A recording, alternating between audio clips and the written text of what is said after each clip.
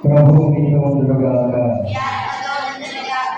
ప్రియమైన యోహాను గారు రాసిన పవిత్ర సువిశేషంలోని భాగము. ప్రియమైన యోహాను గారు రాసిన సువార్త 20వ అధ్యాయము 19వ వచనం నుంచి 31వ వచనం వరకు.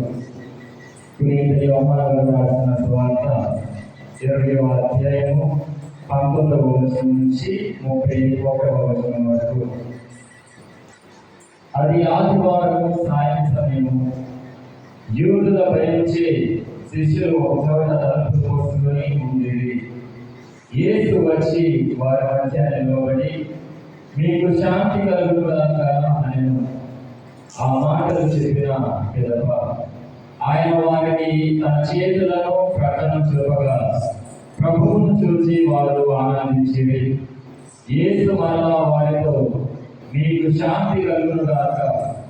నా తండ్రి నన్ను పంపినట్లు నేను మీకు పంపుచున్నాను అని పలికెను. అట్లు పలికి ఆయన వారి మీద శ్వాస ఊది, పవిత్రాత్మను పొందుడు.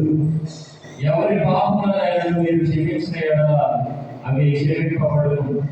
మీరు ఎవరి పాపములైనా క్షమింపని యెడల అవి క్షమింపబడు అని చెప్పాను. యేసు వచ్చినప్పుడు 12లో ఒకడు దిలీపు అనబడి తోమ శిష్యులతో లేకుండెను. తక్కిన శిష్యులు అతనితో, మేము ప్రభువును చూసితిమి అని చెప్పేది. అందుకు అతడు, నేను ఆయన చేతులలోని చేతుల గుర్తులను చూసి అందు నా పేరు పెట్టి ఆయన ప్రజలు నా చేయి ఉంచిననే తప్ప విశ్వసింపను అనేను.